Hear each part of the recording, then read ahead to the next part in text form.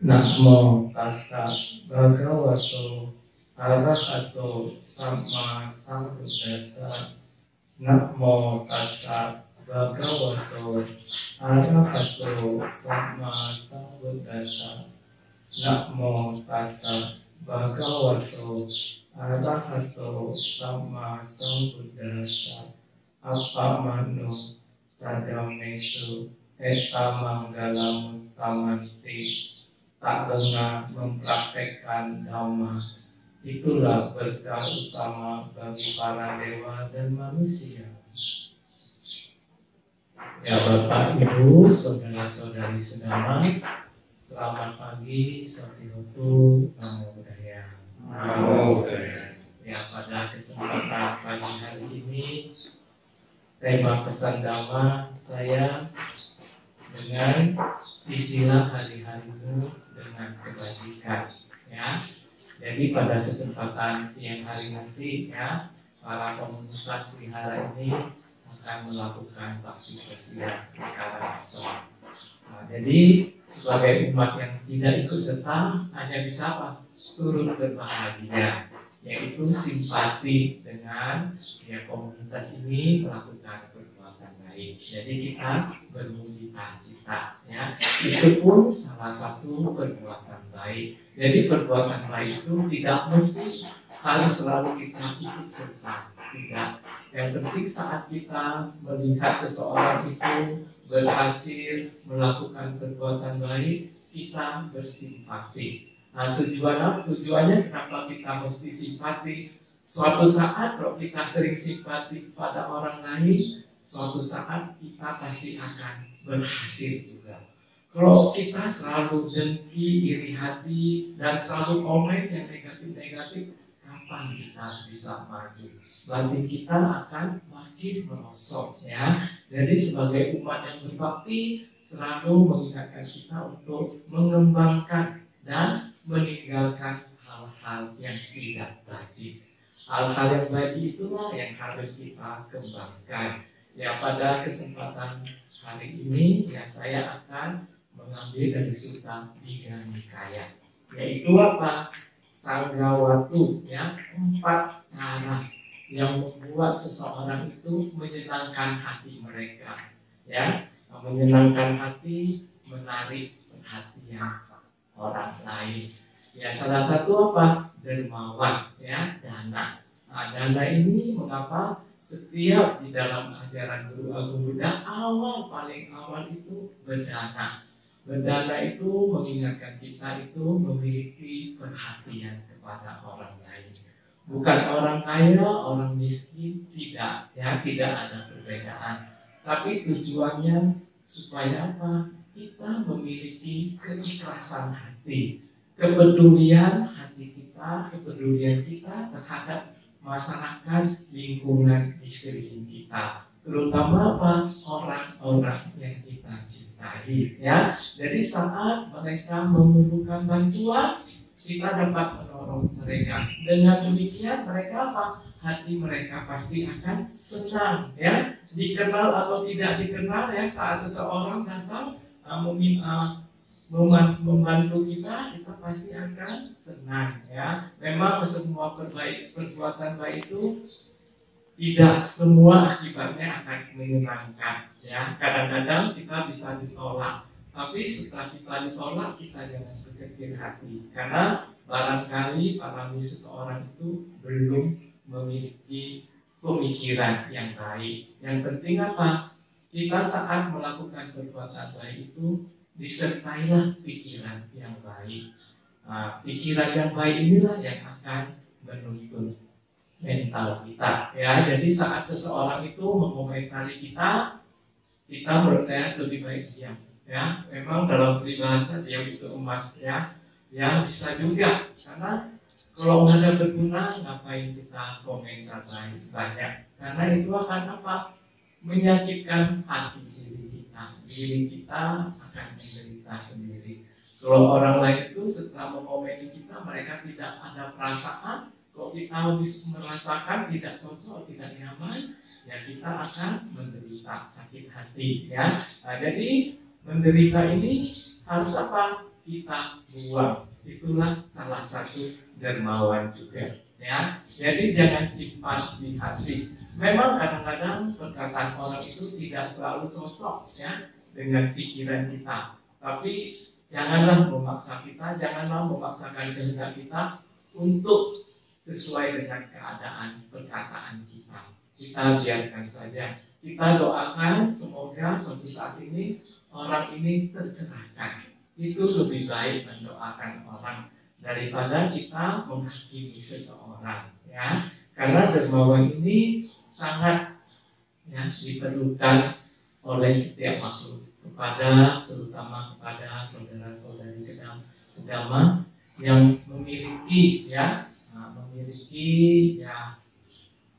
pekerjaan yang baik, sehingga dapat mendanamkan hasilnya kepada orang lain, terutama kepada orang tua kita.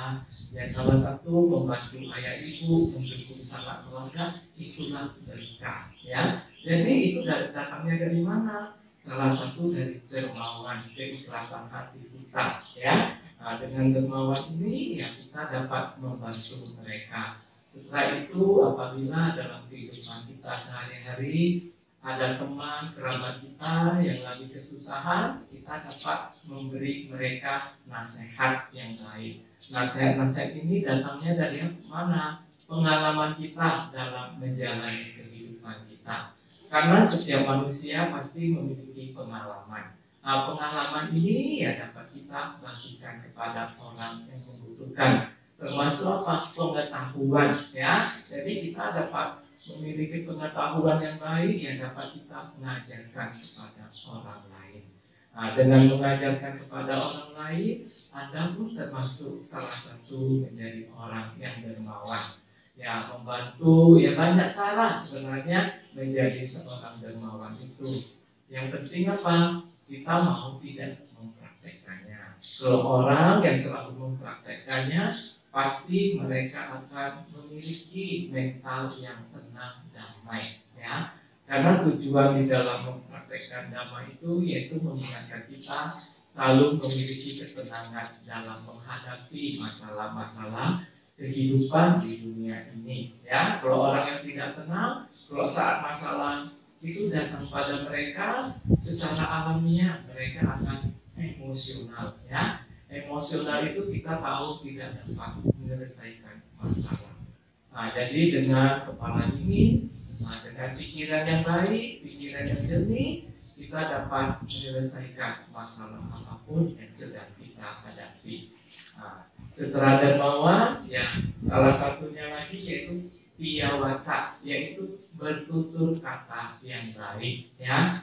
Karena setiap kita pergaulan di dalam masyarakat, kita selalu menginginkan orang berkata yang baik, berkata yang sopan, ya, sopan santun, ramah tamah, semua itu adalah hal-hal yang menunjukkan kepribadian yang baik, yang harus kita kembangkan, ya, di dalam kehidupan kita sehari-hari. Nah, kata-kata yang baik, yang ramah ini, ya, saat kita bergaul, bertemu orang, ya, tetaplah ramah. Karena keramahan ini ya akan membuat kita berteman dengan orang lain akan bertahan lama, ya. Memang kadang-kadang di grup WA ya banyak orang komentar kata-kata, tapi kalau kata-kata yang tidak baik yang kita buang, ya. Kata-kata yang baik yang beri motivasi, inspirasi pada kita dapat kita simpan di dalam pikiran kita. Karena suatu saat kita yang butuh energi, butuh perjuangan ya untuk menghadapi masalah-masalah, kita ingatkan kata-kata itu. Karena setiap manusia pasti ada gelombang kehidupan. Kadang-kadang dia berhasil, tapi kadang-kadang seseorang itu pun bisa terpuruk ya oleh keadaan-keadaan. Nah, dengan mengingat itu ya kita harus berjuang, ya. Jadi kata-kata motivasi yang baik itu ya harus kita kembangkan. Tentu di dalam batin kita masing-masing, pribadi seseorang itu pasti ada kata-kata yang bijak, ya. Yang kata-kata yang bijak itu harus kita ingat sehingga saat kita yang putus asa, frustasi, kita harus berjuang melalui inspirasi kata-kata yang bijak itu, supaya kita bangkit dan bangun kembali di dalam menjalani kehidupan ini. Karena kita bisa melihat ya saat ini ya wabah penyakit virus corona ini ya, banyak ya perusahaan yang susah ya, dan banyak karyawan yang dirumahkan. Nah itu apa? Jadi pada hal-hal demikian ya kita jangan mundur ya, kita harus semangat menjalani kehidupan ini. Dengan semangat menjalani kehidupan ini, semoga masa-masa itu pun akan berlalu ya. Jadi setiap itu pastilah setiap manusia memiliki masa kejayaan. Tapi di balik masa kejayaan pasti ada memiliki masa kemerosotan ya.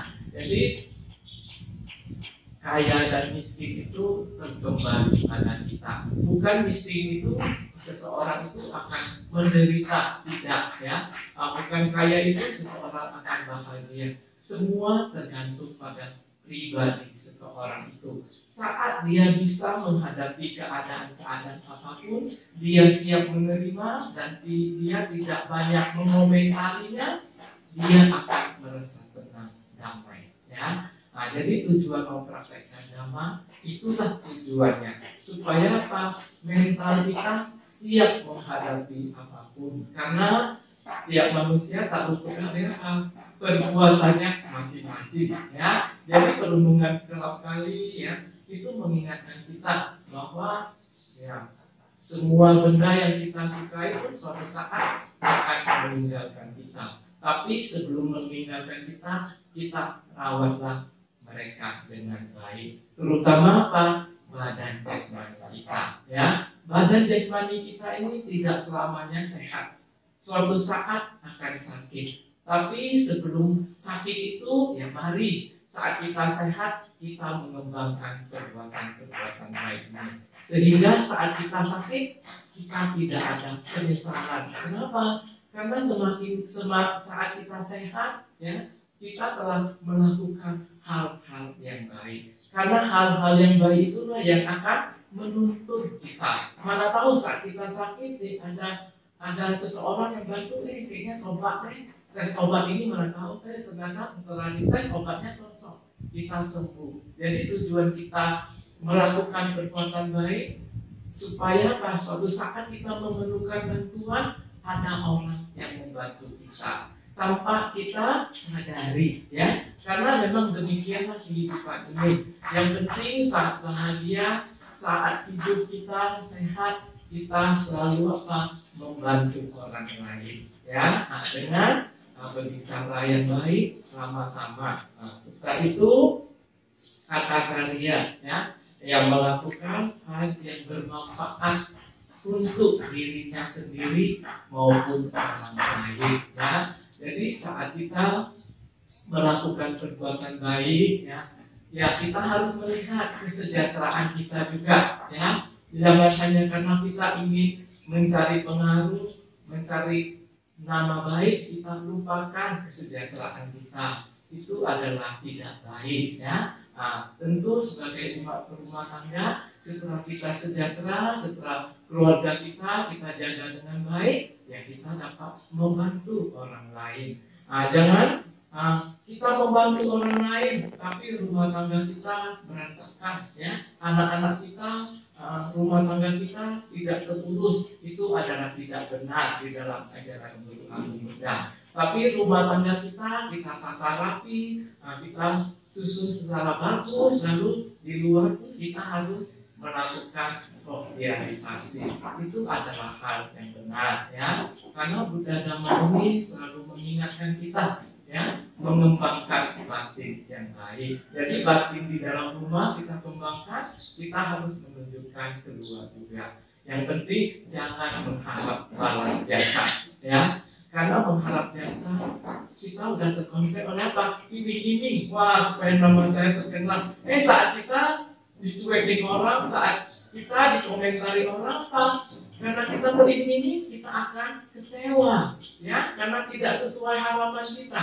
Nah, kalau kita kecewa, kita males, tidak mau berusaha lagi, kan sayang ya. Tapi saat dikomentari orang ya biar, yang penting saya menjadi jati diri saya sendiri. Kalau 100 orang komentar, kita mau jadi 100 orang seperti itu? Tidak ya. Jadilah diri kita sendiri. Jangan melihat komen orang lain. Yang penting apa? Kita berjalan di jalan yang benar, ya. Jadi tujuan praktek Dhamma itulah tujuannya, yaitu kita mengembangkan baik, berjalan di jalan yang benar. Tentu jalan yang tidak benar, ya janganlah diikuti, ya. Pelan-pelan ditinggalkan. Karena kita sebelum mencapai kesucian pasti ya memiliki hal-hal yang masih kita terikat padanya oleh apa? Nafsu keinginan kita masing-masing. Tapi setelah kita mengetahui, pelan-pelanlah kita meninggalkannya. Semua itu tidak spontan ya. Semua itu apa? Dilakukan secara berulang-ulang. Kalau kita lakukan sebelum berulang-ulang akan menjadi watak yang baik. Tapi kalau kita melakukan berulang-ulang hal yang buruk, hal itu pun akan menjadi watak yang buruk juga, ya. Nah, semua itu tergantung kesiapan mental kita dalam menghadapi kehidupan ini. Jadi salah satu selalu mengingatkan kita bergaul kepada orang-orang yang baik, karena orang-orang baik itu akan menuntun kita ke arah yang baik. Kalau orang-orang yang jahat, yang tidak baik akan menuntun kita menuju ke arah yang tidak baik juga. Ya salah satu ya paling mudah kita lihat saat kita muda. Ada teman kita merokok. Nah, saat kita tidak merokok dibilang kamu kayaknya bukan jantan. Nah, tentu emosional kita akan apa? Meningkat kan? Nah, karena saat muda lalu kita ikut merokok. Nah, berarti apa? Kita sudah menuju ke arah yang salah ya. Jadi merokok itu bukan soal jantan, soal tidak ya. Semua tergantung apa? Kembali kepada pribadi masing-masing ya. Mau merokok atau tidak merokok itu tergantung pada orang itu ya. Jadi semua itu sebenarnya kita lakukan tanpa paksaan. Tapi apa? Keinginan sendiri ya, kemauan sendiri. Jadi saat kita mempraktekkan Buddha Dhamma ini tidak ada, kamu kesinilah, tidak ada. Nah, dengan kemauan sendiri, dengan kebahagiaan, di sana akan terjadi mental kita ini akan damai, ya. Akhirnya kok sejuk ya mental kita ya. Itulah akibat dari kemauan sendiri tanpa paksaan orang lain. Jadi semua kita dalam menghadapi kehidupan ini lakukanlah dengan keinginan atau kehendak kita sendiri, terutama perbuatan baik. Jangan disuruh-suruh ya. Kalau disuruh-suruh nanti mental kita saya nggak disuruh, nggak mau. Nah, berarti kan harus diminta ya. Jadi tanpa diminta langsung kita mengulurkan tangan. Nah, itulah berarti apa? Mental kita mulai berkembang, mulai menuju ke hal-hal yang baik ya. Nah, jadi saling tolong-menolong itu sangat bermanfaat dalam kehidupan kita sehari-hari. Nah, yang keempat, samana kata, yaitu tahu menempatkan diri kita dimanapun kita berada ya. Nah, jadi saat kita memiliki komunitas yang kita tahu menjaga diri kita, yaitu apa? Ucapan pikiran, ucapan tindakan, supaya apa? Jangan menyakiti komunitas kita ya. Nah, supaya kita selalu harmonis di dalam komunitas. Memang di dalam komunitas pasti ada selisih paham, pasti ya. Nah, dimanapun kita berada, di rumah tangga kita pasti kita ada selisih paham. Tapi saat terjadi selisih paham, saat kita bertemu, setelah perkumpulan itu selesai dan setelah kita selesai mengomentari, sampai di situ saja kalau bisa. Jangan dibawa-bawa. Kenapa? Karena pikiran ini selalu negatif. Ya. Jadi kalau negatif terus, kapan kita bisa maju? Ya kita harus apa? Meninggalkan mereka. Ya, pelan-pelan, tidak gampang. Ya. Jadi saat terjadi perselisihan paham, misalkan ya paling mudah suami istri ya. Nah, saat terjadi perselisihan yang selisih paham, ya nggak apa-apa. Tapi setelah selesai lupakan. Nah, dengan lupakan inilah kita dapat merasakan keharmonisan. Tapi kalau kita selalu ingat saja, kapan kita bisa merasakan keharmonisan di rumah tangga, di dalam organisasi? Ya, tujuan kita yaitu selalu menjaga keharmonisan, ya, kedamaian. Mawas diri, ya, mawas diri itu yaitu selalulah mengembangkan mental kita menuju hal-hal yang baik. Karena dengan mental yang baik inilah dimanapun kita berada, kita akan dihargai orang, friendly, bersahabat dengan siapapun juga. Ya, tidak ada perbedaan, ya. Dimanapun ya kita bukan kaya miskin, tapi kita memandang mereka secara merata. Kenapa? Setiap manusia dasarnya paling dasar butuh perhatian, ya. Saat kita memperhatikan mereka, mereka pasti akan senang. Seperti pesan saya nama ini. Jadi setiap saat ya kepada Bapak, Ibu, saudara-saudari, satu sama lain saling menghargai. Karena saling menghargai itu pun berarti apa? Kita memiliki perhatian kepada mereka, ya. Jadi semua itu dasarnya dari apa? Saling membantu, saling mengasihi, ya. Sebelum mengakhiri khotbah saya akan menceritakan Jataka, ya. Namanya Abinhat Jataka, ya. Di saat kehidupan Guru Agung Buddha, ya, ada seorang biku, ya, yang sudah tera, ya, di dalam komentar. Biku ini bersahabat dengan biku tera ini sudah usia tua, ya.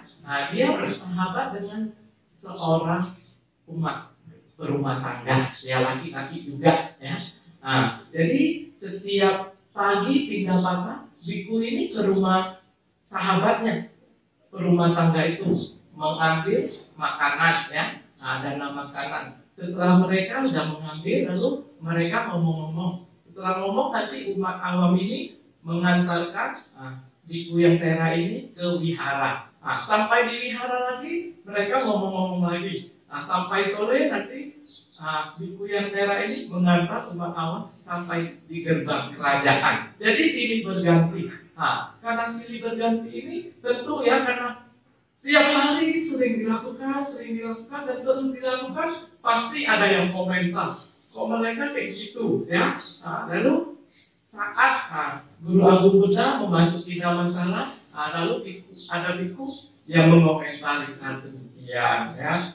Setelah mengomentari, lalu Guru Agung Buddha lalu menjelaskan kehidupan masa lampaunya, ya. Yang masa lampaunya yaitu yang tadi yang tera ini terlahir, ya, menjadi seekor gajah kerajaan. Yang umat awam ini, ya, terlahir menjadi seekor anjing, ya. Jadi Guru Agung Buddha terlahir menjadi menteri kerajaan, ya. Jadi dipisahkan bahwa gajah kerajaan kan dilatih, ya. Jadi anjing ini tinggalnya dekat kandang gajah.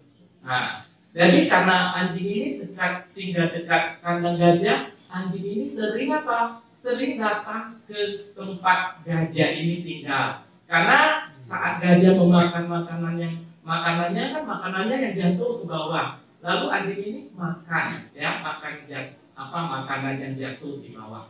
Setelah sering melakukannya, ternyata anjing dan gajah ini bersahabat. Karena bersahabat, jadi gajah ini kalau anjing ini tidak makan, gajah ini pun tidak makan, mogok dia. Jadi anjing ini makan, gajah ini pun ikut. Saking sahabatnya, ya, saking kayaknya perhatiannya gajah pada anjing ini, ya. Jadi suatu saat ternyata anjing ini dijual oleh pelatih gajah.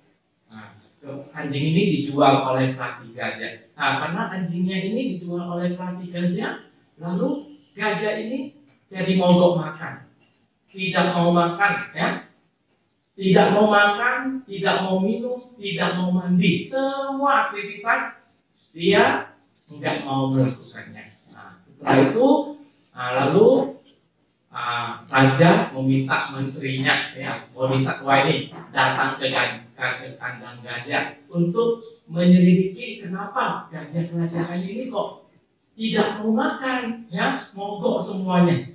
Lalu Bodhisatwa ini melihat dari fisik kayaknya nggak ada masalah. Oh, tapi dari mental gajah ini ada masalah, yaitu dia kehilangan temannya yang tiap hari bermain dengan dirinya. Lalu Bodhisatwa ini bilang kepada raja bahwa buat pengumuman anjing kesayangan gajah kerajaan telah dibawa orang. Siapa yang ketahuan yang rumahnya yang memiliki anjing ini akan dikenakan sanksi hukuman. Lalu karena dari mulut-mulut, waktu itu kan dari mulut ke mulut, ya, lalu sampai yang membeli anjing ini, orang yang membeli. Setelah anjing ini dilepas, anjing ini akan kembali ke kandangnya. Saat kembali, gajah ini langsung mengambil belalainya, langsung mengangkat ke dahinya, ya, karena terharu tersentuh pada anjing ini, sehingga gajah ini dapat hidup damai, anjing ini dapat hidup damai, dan gajah ini tidak mogok makan lagi. Itulah kehidupan lampau. Kita bisa melihat dengan satu sama lain saling mengasihi dapat menimbulkan suasana yang harmonis, ya. Dengan suasana yang harmonis kita akan damai, ya. Lingkungan kita pun akan tenang, ya. Itulah tujuan dari praktek dhamma ini. Karena praktek dhamma ini ya akan membangun mental kita, ya. Jadi tujuan kita, ya, komunitas dimanapun kita berada, di rumah tangga dimanapun kita berada, kita harus saling membagi, ya. Dengan saling membagi akan menyenangkan mental kita, sehingga kita bahagia, orang lain pun bahagia. Itulah tujuan mempraktekkan Buddha Dhamma. Inilah pesan Dhamma saya. Semoga Bapak Ibu, saudara-saudari sedhamma maju di dalam Dhamma sampai serta bawantu sukita.